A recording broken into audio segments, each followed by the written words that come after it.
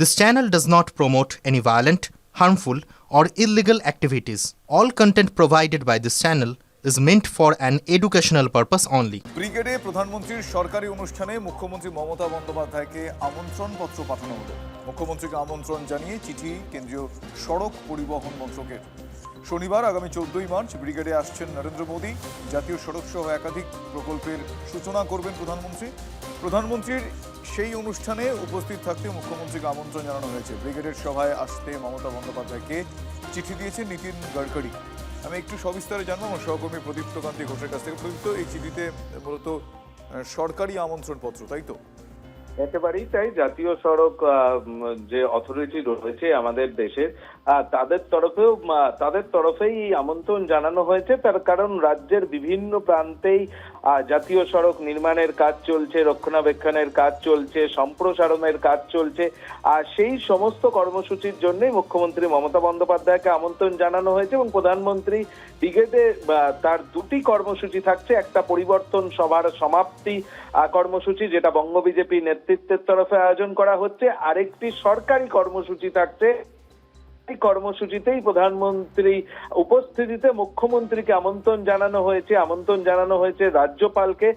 তবে সরকারি অনুষ্ঠানে আমরা যদি গত কয়েকটি অনুষ্ঠান প্রধানমন্ত্রীর দেখে থাকি, তাহলে এই সরকারি অনুষ্ঠানে কিন্তু মুখ্যমন্ত্রী এবং রাজ্যপালকে আমন্ত্রণ কেন্দ্রীয় সরকারের যে দপ্তর এই অনুষ্ঠানের আয়োজন করে। কখনো রেল আয়োজন করেছে, কখনো জাতীয় সড়ক বা পরিবহন নির্মাণ দপ্তর তারা আয়োজন করেছে। ফলে তাদের তরফ থেকে আমন্ত্রণ জানানো হয় এবং এক্ষেত্রেও জাতীয় সড়ক নির্মাণ দপ্তরের দায়িত্বপ্রাপ্ত মন্ত্রী নীতিন গডকরির তরফ থেকে মুখ্যমন্ত্রী মমতা বন্দ্যোপাধ্যায়ের কাছে আমন্ত্রণ পত্র গিয়েছে। এখন দেখার বিষয় এক্ষেত্রে মমতা বন্দ্যোপাধ্যায় বা তৃণমূল কংগ্রেসের তরফ থেকে ঠিক কি প্রতিক্রিয়া পাওয়া যায়, তারা যাওয়া বা এই আমন্ত্রণের ক্ষেত্রে তাদের অবস্থানই বা কি হয়। একদম ধন্যবাদ প্রদীপ্ত। এবারের ভোটে মানে আসন্ন বিধানসভা নির্বাচনে ক্লোজ সার্কিট ক্যামেরা নিয়ে আরো কড়া নির্দেশ কমিশনের, আরো কড়া অবস্থান বলা ভালো। অশান্তি বা সিসিটিভি বিকল দেখলেই বুথে পুনর্নির্বাচনের সিদ্ধান্ত নেওয়া হয়েছে। আর অশান্তি এড়াতে বুথের বাইরেও ক্লোজ সার্কিট ক্যামেরা বসবে, ওয়েবকাস্টিং থাকবে। ২৬ বিধানসভা নির্বাচনে খুব বেশি দিন বাকি নেই। তার আগে বুথের ভিতরে ও বাইরে সিসিটিভিতে কারচুপি রুখতে বিনোজের সিদ্ধান্ত নির্বাচন কমিশনের। সিসিটিভি বিকল দেখলেই বুথে পুনর্নির্বাচন। প্রতি বুথে থাকছে সিসিটিভি ওয়েবকাস্টিং। শুধু ভিতরে নয়, বুথের বাইরেও থাকবে সিসিটিভি। বুথের বাইরে অশান্তি দেখলেও রিপোর্ট। আগে বুথ জ্যাম, সিসি ক্যামেরায় চুইংগাম লাগানোর অভিযোগ উঠেছে। এবার একটু এদিক ওদিক হলেই ফের ভোট গ্রহণের সিদ্ধান্ত নেবে কমিশন। যদিও বিজেপির বক্তব্য ৮৪,০০০ বুথে সিসি ফুটেজ দেখবেটাকে। ৮৪,০০০ বুথে ভোট হবে। ৮৪,০০০ বুথের ভোটকে আমরা যদি ৩ দিনেও যদি সেগ্রিগেট করি, তাহলে সেটা দেখবে কি? এত কিছু দরকার হবে না। বাহিনীটা পরিচালনা নিজেদের হাতে রাখুন। মিলিটারি, পুলিশ, র্যাব, কমান্ডো কিচ্ছু লাগবে না। শুধু একটু লাঠিতে তেলটা মাখিয়ে আনতে হবে, ব্যাস। কারচুপির নামে মিথ্যে ন্যারেটিভ বাংলার মানুষ বরদাস্ত করবে না, পাল্টা দাবি তৃণমূল কংগ্রেসের। যদি কোথাও দুই একটা ঘটনা ঘটে থাকে, নিশ্চিতভাবে সেই ঘটনা কাম্য নয়, কিন্তু সেই দুই একটা বিচ্ছিন্ন ঘটনাকে সামনে রেখে এই মিথ্যের ন্যারেটিভ বাংলার মানুষ বরদাস্ত করেনি বলেই ২৪-এ আবারও হারিয়েছে, ২৬-এ আবার হারাবে। শান্তিপূর্ণ ভোটই লক্ষ্য কমিশনের। আদতে কতটা সুষ্ঠু শান্তিপূর্ণ নির্বাচন হয় সেদিকেই নজর বাংলার মানুষের। শ্রাবন্তী সহ প্রদীপ্ত কান্তি ঘোষের রিপোর্ট, TV9 বাংলা। কলকাতা হোক বা শহরতলি, বাস ট্যাক্সির জ্যামে যাতায়াতের চটজলদি সমাধান মানে অটোমেটিক সলিউশন হচ্ছে অটোরিকশা। কিন্তু গ্যাসের ব্যথায় অটোরিকশায় ব্রেক লাগার জোগাড়। কোথাও ভাড়া বাড়ছে, কোথাও আবার রাস্তায় অটো কমছে। গ্যাসের ব্যথা, বুক জ্বালা থেকে পেট গুড়গুড়, এতদিন এটাই ছিল গ্যাস নিয়ে বাঙালির সমস্যা। কিন্তু বর্তমানে যে গ্যাসের ব্যথা শুরু হয়েছে, তাতে বুকে পেটে জ্বালা হচ্ছে না, বরং জীবনটাই জ্বলে পুড়ে যাওয়ার জোগাড়। রান্নার ঘর থেকে হোটেল রেস্তোরাঁ, সবেতেই গ্যাসের ব্যথা। রাস্তায় বেরিয়েও শান্তি নেই।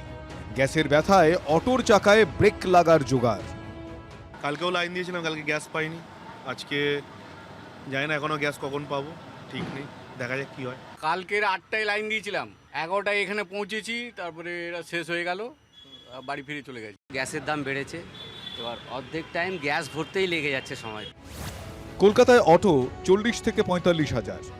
কলকাতায় অটো স্ট্যান্ড ৩৫৬। কলকাতায় অটো রুট ২০০রও বেশি। কলকাতায় প্রতিদিন যাত্রী প্রায় ৩৩ লক্ষ, কলকাতায় অটোর উপর নির্ভরশীল প্রায় ২ লক্ষ, বিধাননগরে অটো প্রায় ১১,০০০। গ্যাস মিলছে না, তার সঙ্গে দামও বেড়ে চলেছে। অটো চলবে কিভাবে? এই অবস্থায় কলকাতা ও সংলগ্ন এলাকার একাধিক অটোরিকশা রুট ভাড়া বৃদ্ধির পথে হেঁটেছে। চিংড়িয়াটা এসডিএফ হ্যাঁ, এখন ভাড়া কত করে? 18 টাকা, আগে কত ছিল? আগে 15 টাকা ছিল। আমরা 3 টাকা করে বেশি নিই। আগে কত ছিল? আগে 15 টাকা ছিল, এখন 18 টাকা নিই। যাত্রীরা দিচ্ছে, যাত্রীদের একটু তো সমস্যা হয়, কিন্তু দিচ্ছে। অটোরিকশা ভাড়া বৃদ্ধির খবর পৌঁছে গিয়েছে মুখ্যমন্ত্রীর কানেও। এখনই ভাড়া বৃদ্ধির পথে না হাঁটার আবেদন তাঁর। পাশাপাশি গ্যাস সরবরাহকারী সংস্থাগুলোর সঙ্গেও তিনি কথা বলেছেন, জানিয়েছেন মুখ্যমন্ত্রী। যাতে এই যে অটোওয়ালারা ভাড়া বাড়িয়ে দিয়েছে 5 টাকা করে, ন্যাচারালি ওরাই বা কী করবে, পাচ্ছে না বলে। সব অটোওয়ালার অটো ভাড়া বাড়ার কিন্তু এখন পরিস্থিতি হয়নি। সেখানে সিএনজি গ্যাস যারা সাপ্লাই করে তাদের আমরা ডেকেছিলাম, ডেকে বলেছি আপনারা সিএনজি গ্যাসটাতে সাপ্লাই করুন। রাজ্যের একাধিক জেলা থেকেও একই ছবি। গ্যাসে চলা অটোরিকশা শোনাচ্ছে সমস্যার সাতকাহন। যুদ্ধে হরমুজ বঙ্গজীবনের পথের কাঁটা হয়ে উঠেছে। Bureau report, TV9 Bangla. আর এই গ্যাস সংকটে দেশ জুড়ে একটা চরম ভোগান্তির ছবি। গ্যাসের দোকানে লম্বা লাইন দেখতে পাওয়া যাচ্ছে, পাম্পে পাম্পে গ্যাস ভরার লাইন, সেটাও দীর্ঘ। আর এই পরিস্থিতিতে গ্যাস ডিলারদের সঙ্গে মুখ্যমন্ত্রী মমতা বন্দ্যোপাধ্যায় বৈঠক করেন। জ্বালানির দাম বৃদ্ধির প্রতিবাদে রাজপথেও মমতা বন্দ্যোপাধ্যায় নামছেন আগামী সোমবার। পশ্চিম এশিয়ার যুদ্ধের আঁচ ভারতে। লাফিয়ে দাম বেড়েছে এলপিজির, নাভিশ্বাস আম আদমির। যুদ্ধের জ্বালা জ্বালানিতে, ঘুম উড়েছে সকলের। দাম বৃদ্ধির দোসর, যোগানেও টান। এই পরিস্থিতিতে জ্বালানির দাম বৃদ্ধির প্রতিবাদে আবারও রাজপথে নামছেন মমতা বন্দ্যোপাধ্যায়। সোমবার মিছিল করবেন মুখ্যমন্ত্রী। আপনারা দয়া করে এখানকার যে গ্যাসটা এখানে তৈরি হয় সেটা এই ক্রাইসিসে বাইরে পাঠাবেন না, কারণ বাইরের লোক তো আমাদের দেবে না। কেন্দ্রীয় সরকারের উচিত সব রাজ্যকে সমান চোখে দেখা। নরেন্দ্র মোদীর সরকার না থাকতো 60 টাকা নয়, গ্যাসের দাম 260 টাকা বাড়ত। ট্রেনের খাবারে গ্যাস সংকটের প্রভাব পড়ার আশঙ্কা। ট্রেনে ইন্ডাকশন ও মাইক্রোওয়েভ ওভেন ব্যবহার করতে বলেছে আইআরসিটিসি। পাশাপাশি ট্রেন যাত্রীদের রেডি টু ইট খাবার দিতে নির্দেশ আইআরসিটিসির। রাষ্ট্রায়ত্ত সংস্থা ইন্ডিয়ান অয়েল আবার পরামর্শ দিয়েছে প্রেসার কুকারে রান্না করার। হেসেলে তো আগুন লেগেছেই, পাশাপাশি বাড়ছে বিমান ভাড়াও। জ্বালানির জন্য বাড়তি সারচার্জ নেওয়া শুরু করেছে এয়ার ইন্ডিয়া এবং এয়ার ইন্ডিয়া এক্সপ্রেস। বুধবার থেকে অন্তর্দেশীয় বিমানের টিকিটের উপর 399 টাকা করে সারচার্জ নেবে বিমান সংস্থাগুলি। পশ্চিম এশিয়ায় যাওয়ার বিমানগুলিতে ভারতীয় মুদ্রায় প্রায় 900 টাকা সারচার্জ ধার্য করা হচ্ছে। দক্ষিণ পূর্ব এশিয়ায় যাওয়ার বিমানগুলিতে সারচার্জ বাড়িয়ে 5500 টাকা করা হচ্ছে। আফ্রিকার দেশগুলিতে যেতে জ্বালানির জন্য সারচার্জ হিসেবে 8000 টাকারও বেশি করে দেওয়া হচ্ছে। 18 মার্চ থেকে ইউরোপ, উত্তর আমেরিকা ও অস্ট্রেলিয়াগামী বিমানেও সারচার্জ বৃদ্ধি করা হচ্ছে। যুদ্ধের প্রভাবে কমেছে যোগান। গ্যাসের আকালে চায়ের দোকানে আবার ফিরল উনুন। এই ছবি দেখা গেল উত্তরপ্রদেশের লখনৌয়ে। গোরক্ষপুরে আবার সাত সকালেই ফাঁকা সিলিন্ডার নিয়ে লাইনে গ্রাহকরা। গ্যাসের অফিসের বাইরে লম্বা লাইন। জ্বালানির দামের ছ্যাঁকায় বিপর্যস্ত জনজীবন। এই পরিস্থিতিতে কেন্দ্রের ব্যর্থতাতেই ভোগান্তি বলে দাবি করছে বিরোধীরা। Situation is very worsening. Day by day, situation worsening. Government is completely lying to the people of India. केंद्रीय सरकार का नाकामयाबी है, उनको पहले से कदम उठाना चाहिए था, सब्सिडी देना चाहिए था। गुजब ছড়ানোর অভিযোগ তুলে পাল্টা আক্রমণ শানিয়েছেন প্রধানমন্ত্রী। आज युद्ध के समय, इस समय में भी कांग्रेस लेफ्ट और उसका इकोसिस्टम देश में पैनिक क्रिएट करने में, भय पैदा करने में पूरी ताकत खपा रहे हैं। সংকটের পরিস্থিতিতে অবশ্য আশ্বাসবাণী দিয়েছে কেন্দ্র।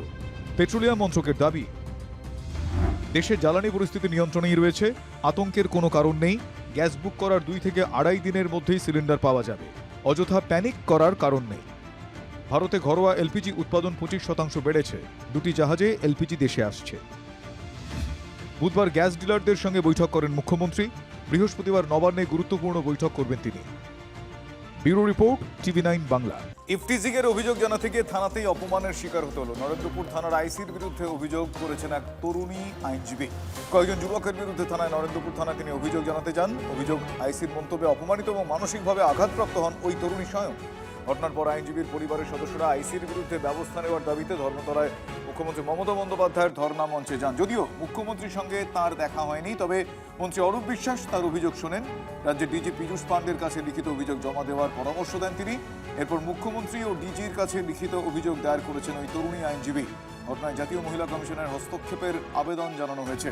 বিষয়টি খতিয়ে দেখা হচ্ছে বলে খবর বারুইপুর জেলা পুলিশ সূত্রে। नरेंद्रपुर थाने पे गए, वहाँ पे आईसी थे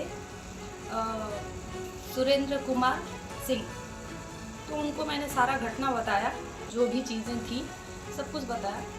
तो आईसी बोले कि अच्छा आप जिस हिसाब से बता रही हैं इतना कुछ आपके साथ जैसे हो रहा था, तो अभी तक तो आपके साथ गैंग रेप हो जाना चाहिए था। तो उसके बाद मैं शॉक्ड हो गई कि ये कैसे बोल रहे हैं, एक आईसी हो के मैं इनको अपना प्रॉब्लम बता रही हूँ, ये कुछ मतलब उनके खिलाफ कुछ ना बोल के मेरे को ही उल्टा बोल रहे हैं, इस तरीके का बात बोल रहे हैं। तो एक तरीके से मेरे को बहुत बुरा लगा, तो मैं एकदम चुप हो गई। পথশ্রীর হতশ্রী দশার জেরে বঙ্গবাসী নাজেহাল, কিন্তু খারাপ রাস্তায় যে মানুষের জীবন ফিরিয়ে দিতে পারে এবার সেই নজিরও তৈরি হল। বেহাল রাস্তার জন্যই প্রাণ ফিরে পেলেন ব্রেন ডেড মহিলা। ঘটনাস্থল উত্তরপ্রদেশের বরেলি। বরেলির বাসিন্দা 50 বছরের বিনীতা শুল্ককে ব্রেন ডেড ঘোষণা করেছিল হাসপাতাল। হৃদযন্ত্র সচল থাকলেও বেঁচে ফেরার আশা তার এক প্রকার ছিলই না, এমনটাই জানিয়েছিলেন চিকিৎসকরা। আর তাই হাসপাতাল থেকে ছেড়ে দেওয়া হয়েছিল তাকে। বাড়ি ফেরার পথে অ্যাম্বুলেন্সের চাকা গর্তে পড়তেই মিরাকেল। প্রবল ঝাঁকুনিতে হঠাৎই জেগে ওঠেন ওই মহিলা, প্রাণ ফিরে তার। আর এই জন্যই হয়তো বলে রাখে হরি মারে কি।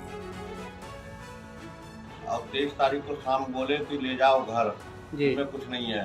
अच्छा, वेंटिलेटर उतारने के बाद आप समझ रहे क्या होता है। जी जी जी। अच्छा, वेंटिलेटर लगा रखा था वहाँ पे? वेंटिलेटर परमानेंट लगा रखा था। अच्छा अच्छा अच्छा। उसके बाद तो हमने कहा हम अभी नहीं ले जाएंगे, हम ले जाएंगे सुबह। जी।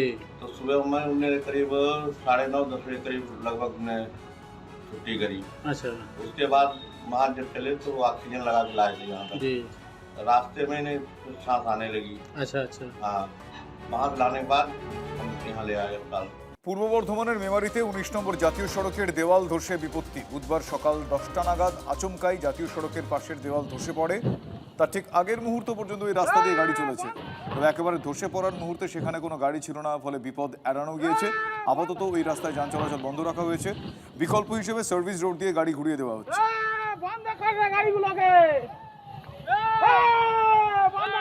অন্যদিকে নিউ টাউনে মর্মান্তিক দুর্ঘটনায় মৃত্যু হয়েছে একজনের, আহত হয়েছেন দুজন। ওয়েস্টিন হোটেল ক্রসিং এর কাছে দুর্ঘটনাটি ঘটে। দ্রুত গতিতে একটি বিলাসবহুল গাড়িকে ধাক্কা মারে একটি কমার্শিয়াল 4 চাকা গাড়ি। নিয়ন্ত্রণ হারিয়ে বিলাসবহুল গাড়িটি ছিটকে ধাক্কা মারে একটি প্রাইভেট গাড়ি এবং একটি বাইককে। গুরুতর জখম হন কামারহাটির বাসিন্দা বাইক চালক শিবা রাও। হাসপাতালে মৃত্যু হয়েছে বাইক চালকের। ঘটনায় আহত বিলাসবহুল এবং কমার্শিয়াল গাড়ির চালক ভর্তি হাসপাতালে। কলকাতামুখী লেনে ব্যাপক যানজট, যানবাহন নিয়ন্ত্রণ করছে ইকোপার্ক থানা এবং নিউ টাউন ট্রাফিক গার্ডের পুলিশ।